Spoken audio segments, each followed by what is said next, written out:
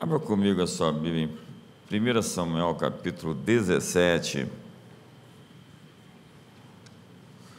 nos versos 45 e verso 46. Vamos ler o texto de Davi e Golias.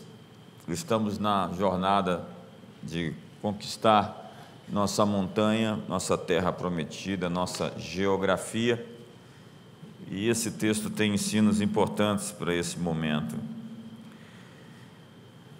Versos 45 e 46, disse Davi: vem a mim e te darei a tua carne, as aves do céu e as bestas do campo. Disse Davi ao filisteu: tu vens a mim com espada, com lança e com escudo, mas eu venho a ti em nome do Senhor dos exércitos, o Deus dos exércitos de Israel, a quem tens afrontado.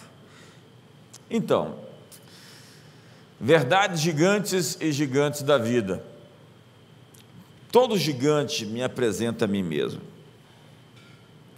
Uma crise não nos faz, ela somente revela quem nós já somos, o tamanho que somos. Situações negativas ou desafios somente revelam o que existe dentro de nós. É assim que Deus nos vê, capazes de enfrentar cada uma das situações que surgem. E as pessoas que alcançam posições gigantes têm derrotado seus gigantes. Nenhuma equipe ou pessoa jamais alcançou a grandeza sem antes enfrentar um grande obstáculo. Eu estou falando a pessoas aqui que estão enfrentando obstáculos. Talvez você já tenha sido glorificado e não está mais nessa fase. Em 1962, um estudo intitulado Berços da Eminência, os pesquisadores descobriram uma linha comum que passava por todas as vidas de excelência que eles estudaram. Quase todas elas tiveram que superar obstáculos enormes a fim de se tornar quem se tornaram. Os gigantes também normalmente são ferramentas que Deus usa para nos moldar para oportunidades maiores. Quando o jovem Davi derrubou Golias, a maioria das pessoas não conseguia ver que ele estava sendo preparado para a liderança nacional.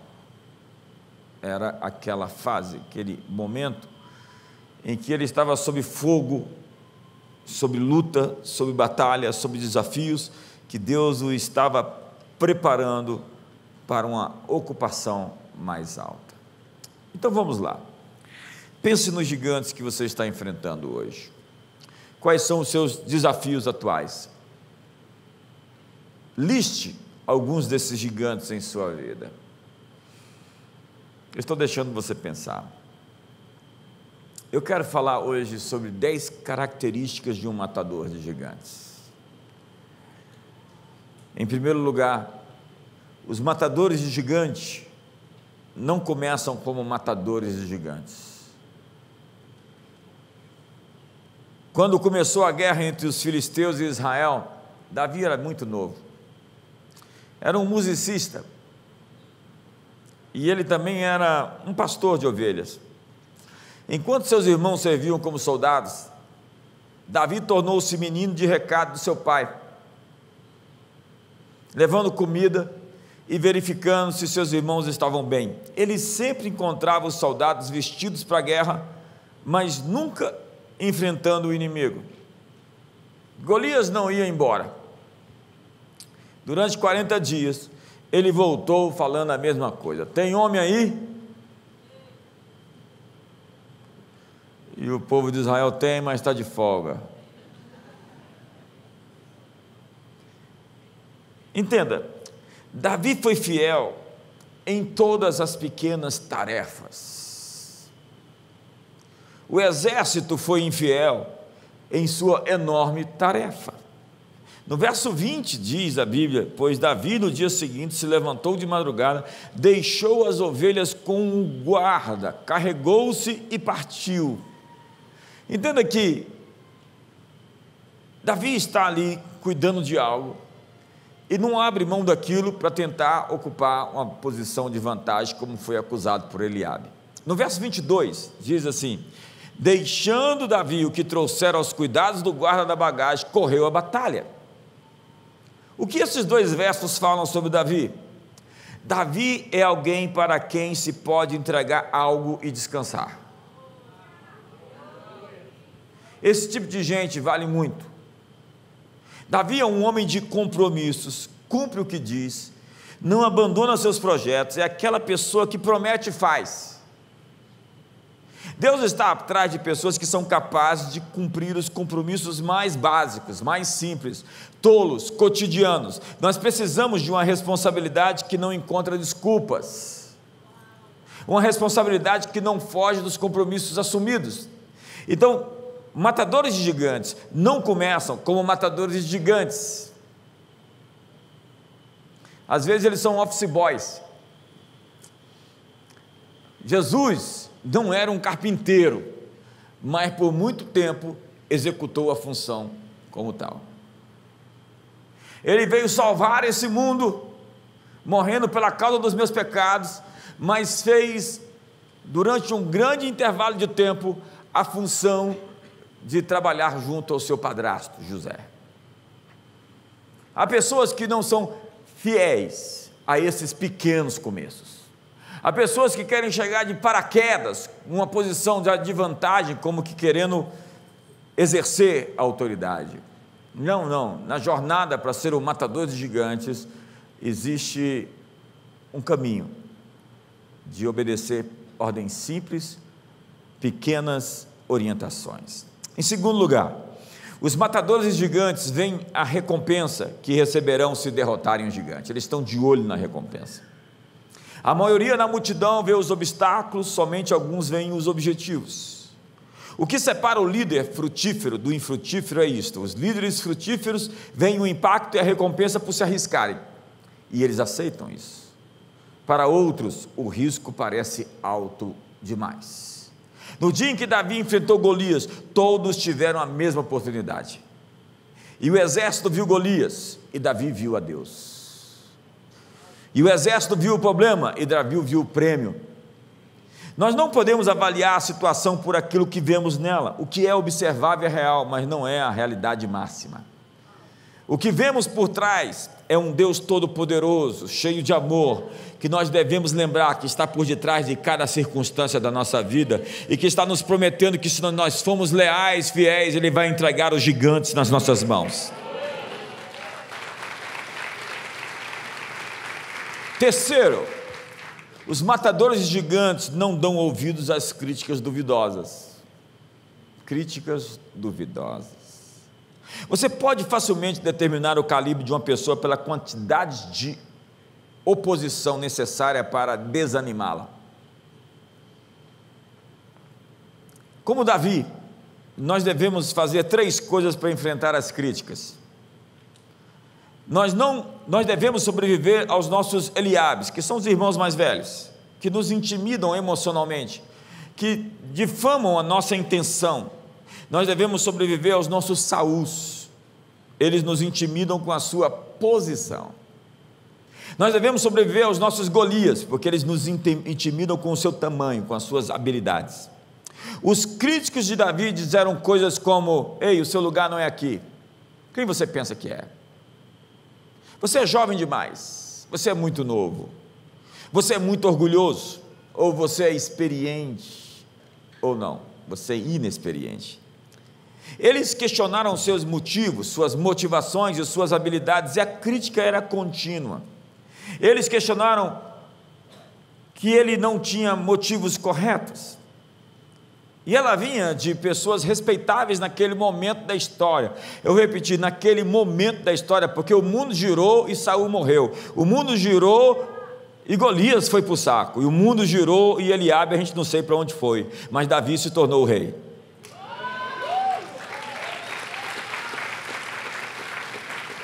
Então diga para o seu irmão com um sorriso: espere o mundo girar.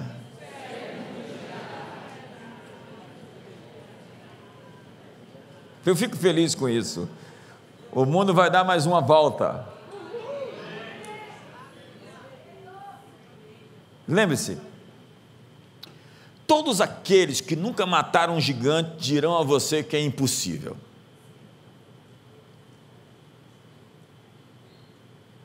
Então, a próxima vez que você for aconselhado por alguém, pergunte: o que você fez de relevante para dizer que eu não posso fazer?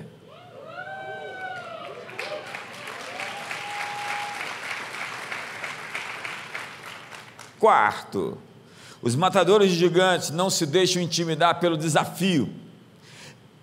O exército israelita se acovardou e teve medo. Eles tinham boas razões para se sentirem assim, afinal de contas.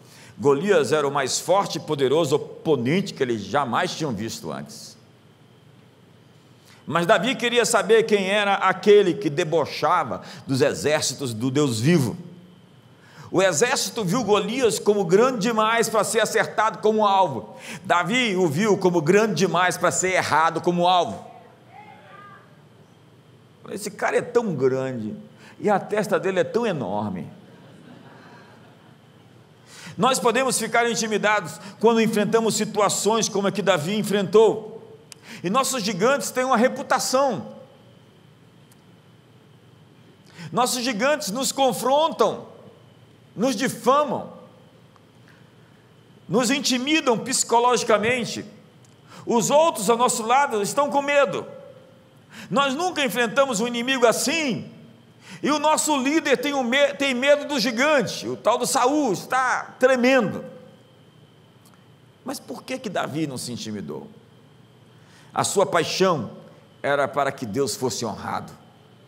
O seu desejo era pela recompensa. A sua confiança estava em Deus para ser a sua força.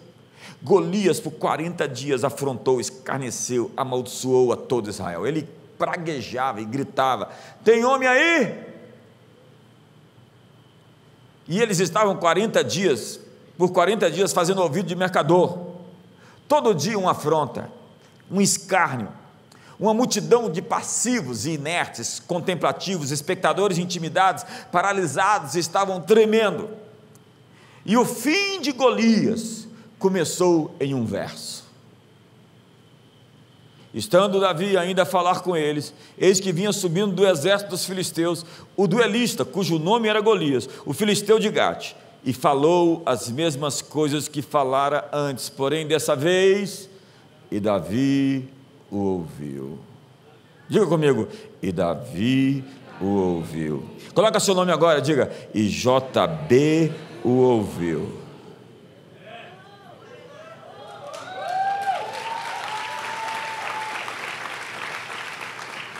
Quinto, os matadores de gigantes constroem sobre sucessos passados.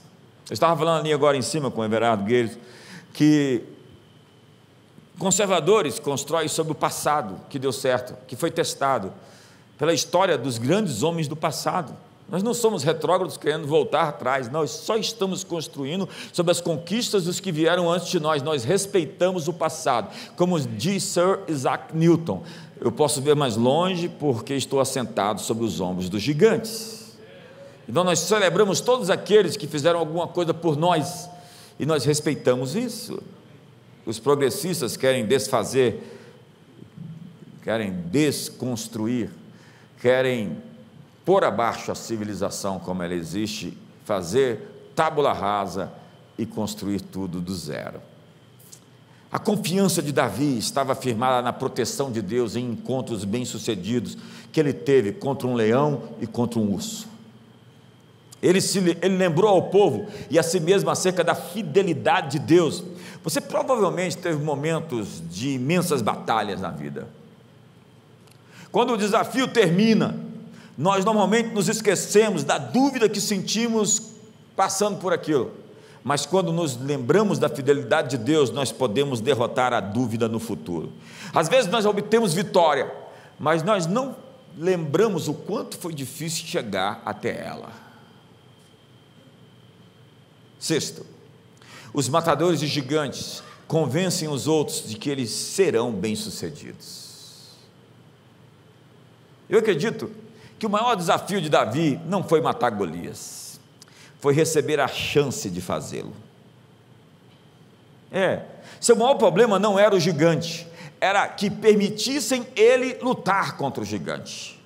Ele tinha tanta confiança que Saul colocou ele no card principal da noite. Ele convenceu Saul que era a pessoa certa para ir até lá e acabar com a raça do gigante. A autoconfiança faz com que os outros creiam em você. A confiança dada por Deus faz com que os outros creiam em Deus. Saul eventualmente disse a Davi: vá, Davi, e o Senhor seja contigo. Ele precisava da bênção de Saul. Ei, olhe para mim, você não gosta muito de Saul, mas você precisa da bênção dele para matar o gigante. Você não gosta muito de Eli, mas você precisa da bênção dele para ter Samuel como filho. Você não gosta de muitas pessoas por aí que estão em posição de autoridade, mas você precisa da bênção deles para fazer alguma coisa. Quantos estão comigo aqui hoje? Davi acredita em Deus, mas acredita em si mesmo. Davi diz para Saul: não desfaleça o rei, o teu servo Davi está aqui. Que consolo, você tem um menino te consolando, você está com medo e tem um menino dizendo: ei, eu estou aqui, não se preocupe. Davi é um sujeito resolvido. Quem é você? Pergunta Saul. Ele diz: eu sou filho do teu servo Jessé, o belemita, meu nome é Davi. Ele tem muita autoestima, e esse povo faz uma falta, gente. Sétimo, os matadores de gigantes não tentam ser outra pessoa. O rei Saul ofereceu a Davi a sua armadura e as suas armas. Davi as experimentou por educação, mas logo viu que não lhe serviam. Muitas vezes você se encontra nesse mesmo tipo de situação. Durante uma crise, as pessoas tentam fazer com que você seja como elas, e você nunca derrotará os gigantes da sua vida com as armas erradas. Deus espera que nós só usemos o que já temos para superar os nossos gigantes, e nós já temos tudo o que precisamos para conquistar os lugares que fomos chamados para estar. Então não existem lanças, flechas, escudos, plumas ou paetês. Davi se oferece a Deus com o que ele tem e com quem ele é. Deus vai usar você como você é e com o que você tem. Ele vai potencializar a sua simplicidade. Ele pega uma funda, pedras lisas do ribeiro, como Sansão pegou uma queixada do jumento, como Moisés pegou uma vara, e como Elias um manto, apenas uma capa. Diga para a pessoa do seu lado: Deus vai usar você com o que você tem. Oitavo, matadores de gigantes enfrentam o desafio com um propósito maior. Diga: um propósito maior. Olha para a pessoa do seu lado, diga: um propósito maior. Diga para a pessoa do outro lado, diga: o que você está vivendo tem um propósito maior. Aquele desafio era mais do que apenas uma batalha contra um homem de 3 metros de altura. Davi correu para a batalha para que o mundo conhecesse o Senhor dos Exércitos. Ele o viu como um inimigo sem aliança com o Deus vivo, lutando contra um homem que tinha uma aliança que o representava. Isso foi uma declaração das coisas que viriam do grande poder de Deus. Porque o teste verdadeiro de um homem, diz Bob Mumford, não é quando ele assume o papel que ele deseja para si mesmo, mas quando ele assume o papel que o destino preparou para ele. Diga: o poder de um propósito maior. Noé conseguiu superar o deboche das pessoas porque ele tinha um propósito maior. Abraão conseguiu deixar sua casa para uma nova terra porque ele tinha um propósito maior.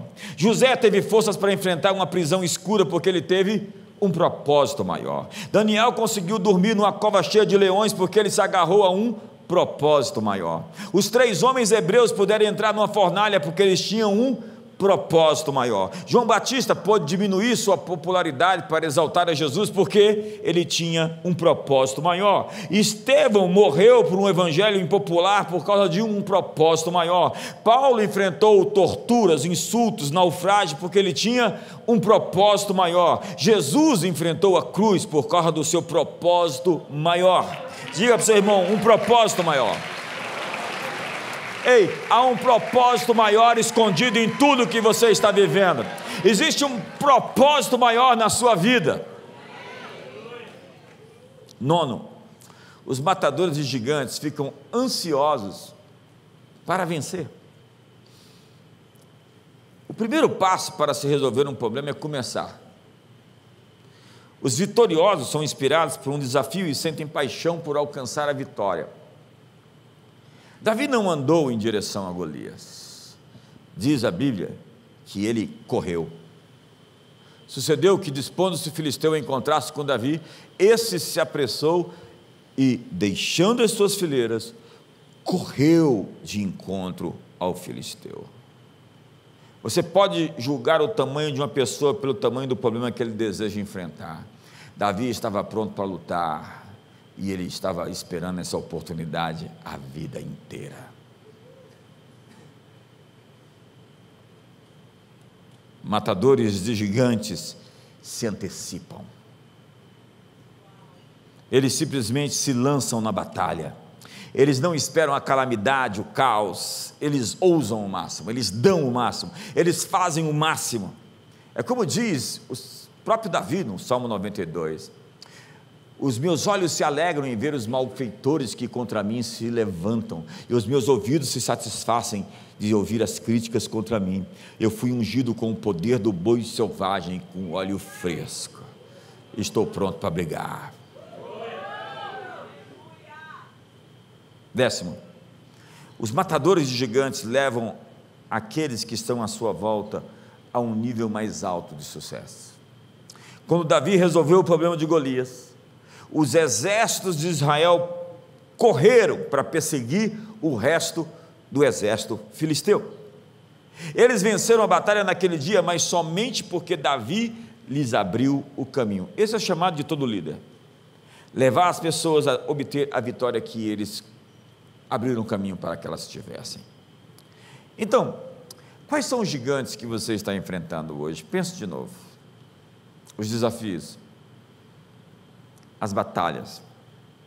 Quais serão os seus passos iniciais para conquistar esses gigantes? É hora de sair da defensiva. As pessoas dominadas por medo ficam onde se sentem seguras. A vida realmente é perigosa e prejudicial. Ela faz mal à saúde e no final irá matá-lo. Por isso, tomara que você aproveite a vida ao máximo. Após os seus medos, existem as maiores recompensas. É o medo de sofrer, o medo de fracassar, mas todos os seus fracassos hoje podem receber o selo de fracassos bem-sucedidos. Fracassos bem-sucedidos são aqueles fracassos que lhe levarão às maiores vitórias. Algo é impossível até que alguém o faça. Era impossível derrotar Golias. Era impossível para um cego ler até que Louis Braille perdeu os 2 olhos com 3 anos de idade num acidente. Então ele criou um sistema para que os cegos pudessem ler e escrever. Para Paulo, parecia impossível evangelizar o mundo. Ele não tinha um carro, um avião, um trem, nem mesmo uma rede de televisão. Mas em 2 anos e meio, com pessoas tentando pará-lo, ele percorreu toda a Ásia Menor. Paulo pregou na prisão ou no palácio, em todo lugar que pudesse alcançar. Nós sempre teremos uma desculpa sobre por que não podemos fazer, mas Deus sempre nos chama para fazer algo que nós não podemos fazer. Ele disse a Pedro para andar sobre as águas: vem, Pedro. Eu tenho certeza? Claro. Ele disse a Lázaro para sair do sepulcro. O que Deus está dizendo para você hoje? Fé é agarrar o nada e segurá-lo até que o nada se torne em alguma coisa. Apesar de não ser, será. Porque a fé chama a existência as coisas que não existem como que se já existissem. Essa é a essência da natureza da fé. Ela transforma as circunstâncias, ela dobra a realidade. Um sonho de Deus será sempre maior do que nós. Pessoas recebem sonhos de Deus e ficam muito animadas. Eu espero que você guarde a sua energia, porque você vai precisar dela. Na estrada do sonho, tudo parecerá oposto ao que você pensou que Deus havia lhe prometido. Parece que Deus quer nos dizer que nós não conseguiremos sozinhos sem a sua ajuda. Nossos sonhos são sonhos de Deus quando eles são maiores do que nós mesmos. Tire seus olhos do chão e fixe-os em Deus. Continue olhando para cima. O sonho precisa ser colocado em movimento e Deus se move simultaneamente a nós. É incrível como Deus se move quando a gente se move. Daniel, diz o anjo, desde o dia em que aplicaste o teu coração a buscar a Deus: as suas orações foram ouvidas e por tua causa eu vim, disse o anjo. Mas o príncipe da Pérsia me resistiu por 21 dias.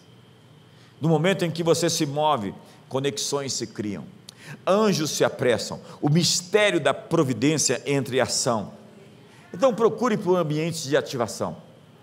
Sonhos são como crianças, eles precisam de proteção, alimento e encorajamento. Deus às vezes nos põe num ambiente tão complicado que a única coisa que nos resta é crer nele ou morrer. Mas quando seguimos adiante, os detalhes se acertam. Viver pela fé é estar em movimento, e os recursos vêm quando damos um passo. O mar se abre quando seguimos, as portas se abrem quando insistimos. Toda vitória que nós vivemos era caminhar para o futuro sem as circunstâncias exatamente como nós gostaríamos que estivessem. O povo vai marchar para o mar, ele estava fechado, até que eles colocaram o pé e o mar se abriu. É assim que as coisas acontecem. O nosso sonho nunca coube dentro do nosso orçamento, e todas as vezes que nós avançamos em fé, para onde Deus aponta, Ele paga a conta.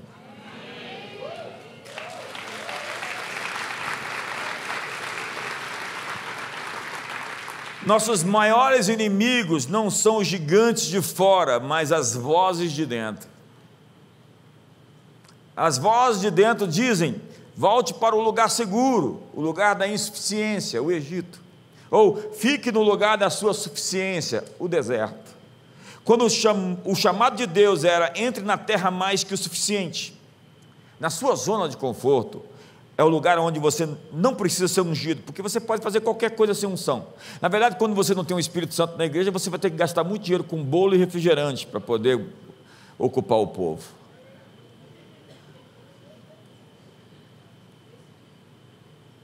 Sua zona de conforto é a sua casinha segura, sua vidinha confortável, o lugar onde não existem desafios. A sua zona de fé é o lugar onde Deus vive, onde é arriscado viver, mas é o lugar onde os milagres acontecem. É onde, se as montanhas estiverem no seu caminho, Deus as retira para que você passe. Na zona de fé é um lugar desconhecido, onde nós somos esticados, como disse Paulo em Atos: agora eu vou para Jerusalém, constrangido em meu espírito, não sabendo o que ali me acontecerá. Veja, a fé não tem um mapa, como você ir até onde você quer, porque às vezes você vai ter que obedecer instrução por instrução, passo a passo. É como caminhar com os olhos fechados, segurando em suas mãos, sabendo que Ele é fiel para lhe levar onde Ele quer que você vá.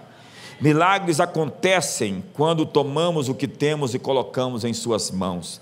Tudo o que você pode fazer é responder aquilo que Ele já começou.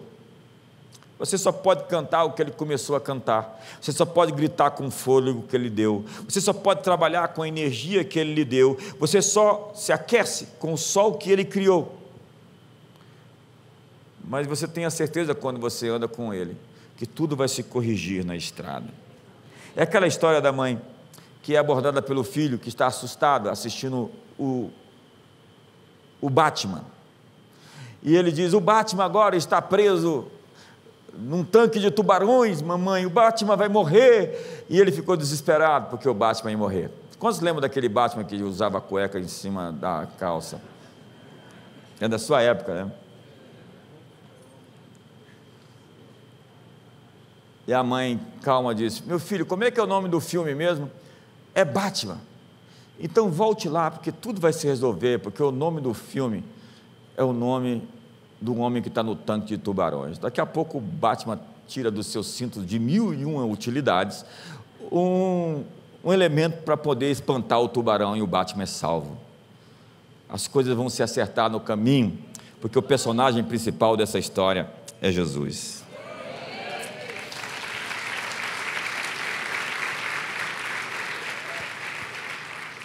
Então, o filisteu diz: eu não sou cachorro não.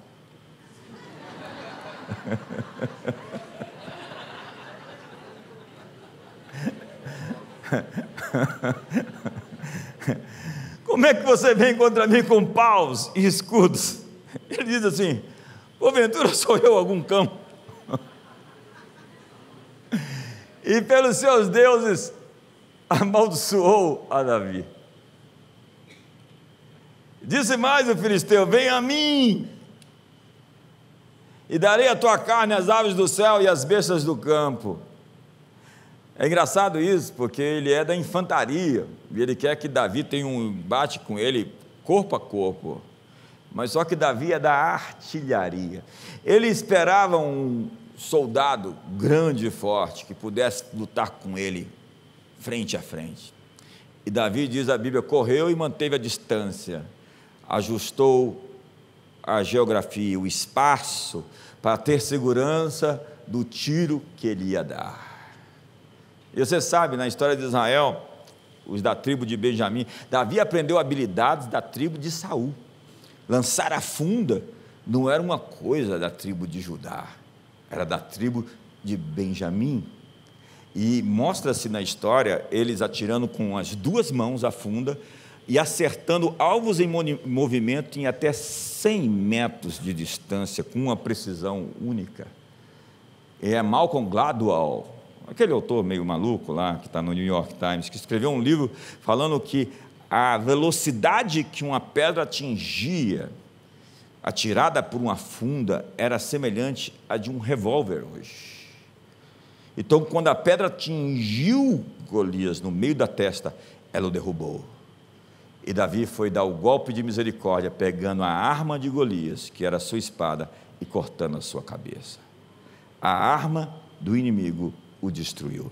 Eu não sei qual é a arma do gigante que ele está usando contra você, mas Deus vai entregar essas armas na sua mão, e você vai matá-lo em nome de Jesus.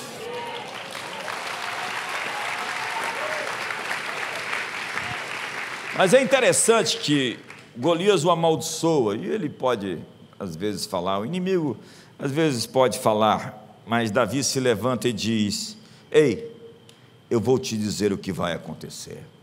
Tu vens contra mim com espada, e com lança, e com escudo, eu, porém, vou contra ti, em nome do Senhor dos exércitos, o Deus dos exércitos de Israel, a quem tens afrontado.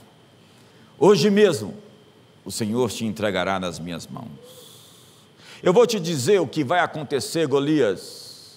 Ferir-te-ei, tirar-te-ei a cabeça, e os cadáveres do arraial dos filisteus darei. Hoje mesmo as aves dos céus e as bestas feras da terra, e toda a terra saberá que há Deus em Israel. Fique de pé hoje.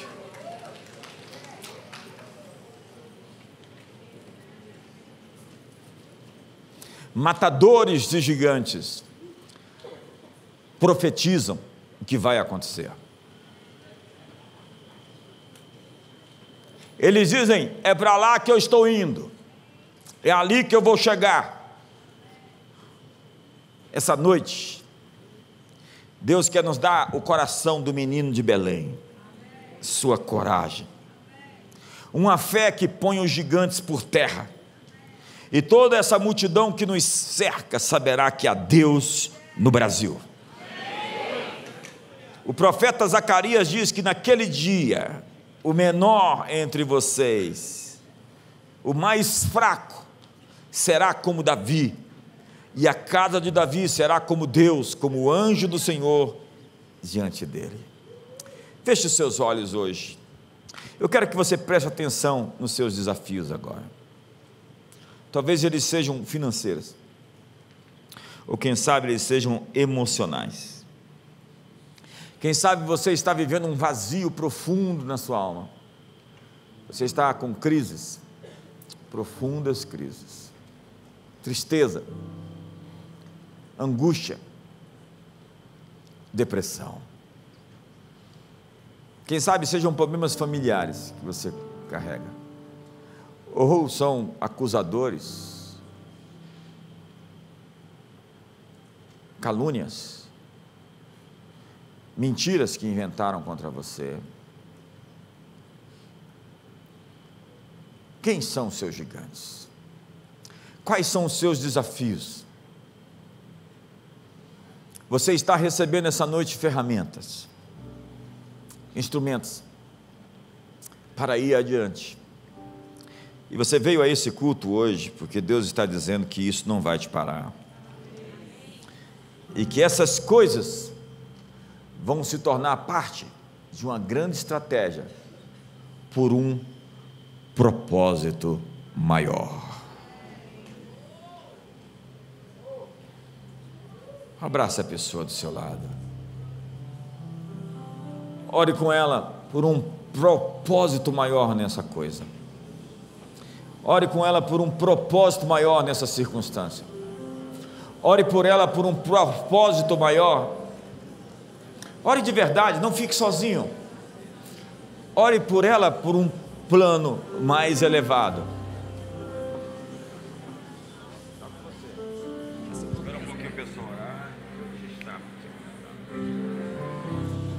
Pai, muito obrigado, Senhor, pelo plano maior. Obrigado pelas bênçãos disfarçadas. Bênçãos disfarçadas. Bênçãos que vêm em embrulhos estranhos.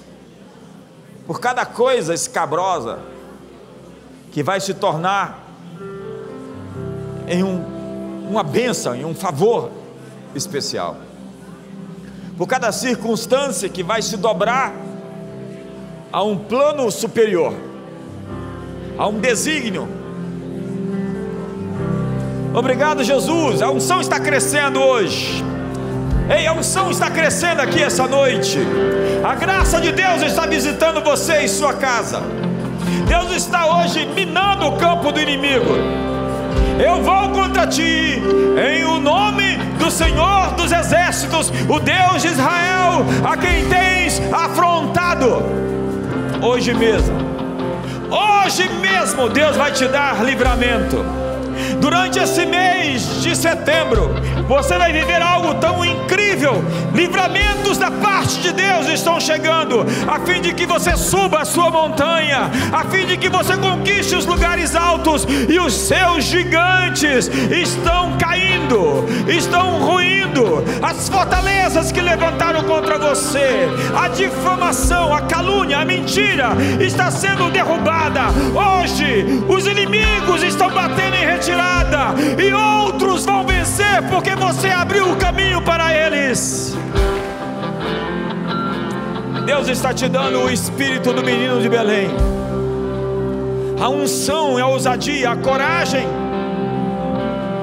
Mire o seu gigante hoje, olhe para os seus desafios agora.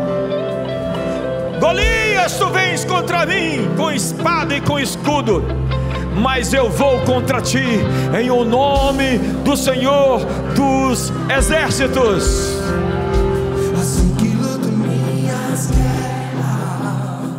Eu quero te dar 3 palavras rápidas para você. A primeira é de um passo para frente. Davi correu, se adiantou. A chave de uma batalha é não se intimidar diante do inimigo. Você fica fraco quando você se intimida. Tudo que te intimida te controla. Deus não nos deu o espírito de covardia, mas de poder, de moderação e de amor. Davi correu, se adiantou. Não viva com medo, assustado, assombrado, intimidado. Dê um passo à frente. Esses dias eu vi de novo o vídeo de um elefante que foi para cima de dos guardas daquele parque da África do Sul. O elefante veio, ele se moveu, se posicionou, o elefante viu e saiu. Se ele tivesse se amedrontado, com certeza teria sido vítima de um ataque. Até os animais sabem quando você tem coragem, e o diabo sabe quando você está falando sério. A segunda coisa que eu quero te dizer são palavras. Jesus disse: diga ao monte que ele se erga e se lance ao mar. Davi declarou o que ele ia fazer. Profetiza: é para lá que eu estou indo, é isso que eu vou fazer, é isso que vai acontecer. Quantos estão comigo aqui hoje? A propósito, profetiza sobre a pessoa do seu lado. Dê uma palavra boa para esse mês para ela.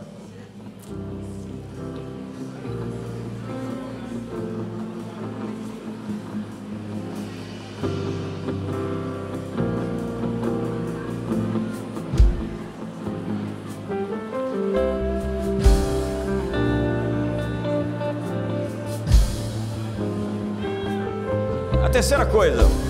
Quantos querem ouvir a terceira? Cadê o som? Cadê o som? Vamos lá. A terceira coisa que eu quero te falar: aceite o desafio. Chama para você a responsabilidade, é com você. Chega para a moça no final e fala: eu fiquei sabendo que você estava orando por mim. Como assim? Você não está orando por um homem de Deus? Vim aqui te dizer que eu sou a resposta. Aceite o desafio. Nós estamos, esse final de ano, terminando de pagar o investimento da hípica que a gente fez. E a gente está pronto para um novo desafio de uma multidão. Quantos estão prontos para isso? Para uma expansão, para um crescimento, para um florescimento, para um avanço. Quantos estão prontos para o avanço aqui essa noite? Então, assuma a dianteira. Não se intimide, o inimigo quer te intimidar. E quando ele vem com a cara feia, diga para ele que você viu o sorriso do seu pai e por isso você não tem medo de cara feia. Segundo, declare palavras proféticas. É para lá que eu estou indo. É para a montanha mais alta que eu vou conquistar. Eu vou subir o monte, vou conquistar os lugares altos. E terceiro, aceite os desafios que Deus vai colocar no seu caminho. Avance para o seu destino e que o amor de Deus, a graça de Jesus e a comunhão do Espírito Santo seja sobre todos. Uma ótima noite, uma ótima semana.